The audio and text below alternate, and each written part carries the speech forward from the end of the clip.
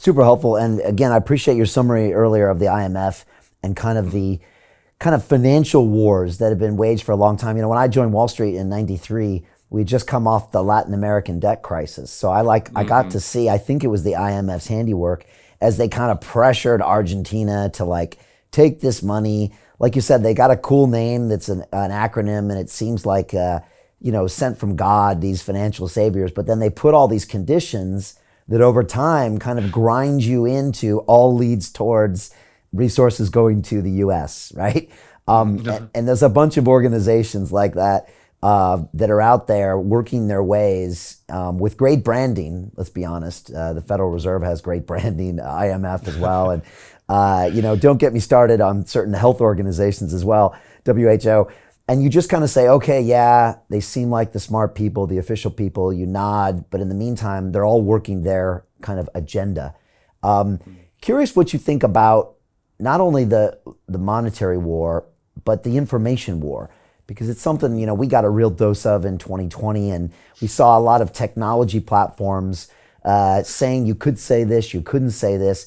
And recently, of course, we've seen your fellow Texan, Elon Musk, go ahead and make this bid and purchase of Twitter, which again is really interesting because it's one of those companies that, again, it's a source of information for so many people in this world. What do you think of, first of all, Elon buying Twitter? Second of all, how do you look at kind of the information war when you're already pretty privy on what that financial war looks like?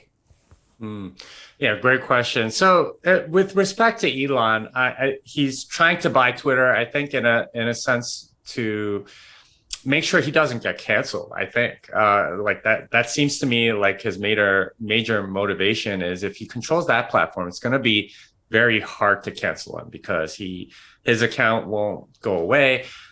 He does seem like he's somebody that cares a lot about free speech, especially his point of view, because I think it was Babylon Bee that got canceled off of Twitter, or their account was suspended, something like that.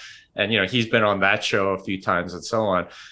So, protecting that and having it as a platform, I don't see that as being very different than, say, Jeff Bezos buying Washington Post or Carlos Slim buying the New York Times. A lot of these media organizations are for sale because they essentially lose a lot of money. Elon Musk is doing it a little bit better because at least Twitter sells a bunch of ads and so on. But as to your second question of the information war, yeah, that is in a sense like money is part of that, and it's this whole idea of propaganda, and it's the influencing of others, and money is like very closely linked with this, because if you think about money, it's really value that is being transferred from person to person, and that value, the perception of value, is influenced by what you think other people think the value of that thing is. So there's a significant amount of information wars that are going on.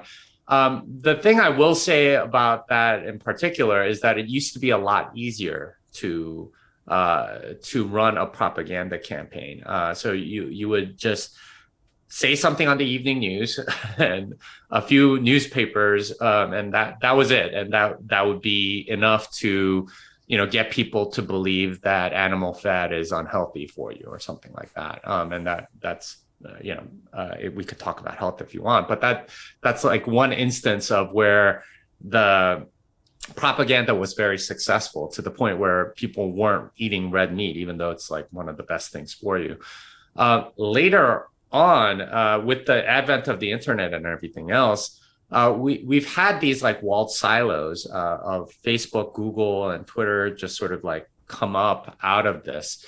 Largely because of fiat money. There's all sorts of incentives to centralize for that reason, because nobody wants to pay for, half a penny for an article or something like that. There's no real rails to do that.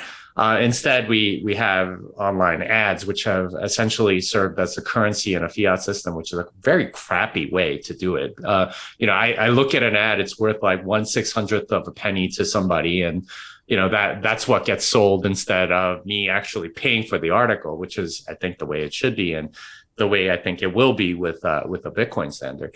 But that information flow, because of it being non-monetizable to a large degree, you have this price of free, so you have a lot of influencing going back and forth, and the memes have only gotten more potent, and a lot more people are susceptible to rhetoric as a result, and it's essentially ended up with a few silos of really official, I don't know, sources of information. I guess you could call it the Ministry of Truth or something like that. And that's very concerning from a freedom perspective, because we know that that's a part of the Communist Manifesto. Essentially, we're becoming way more Marxist, and it's not a coincidence that we've gone in that direction from an information standpoint, as we've done more with more socialist money, with fiat money.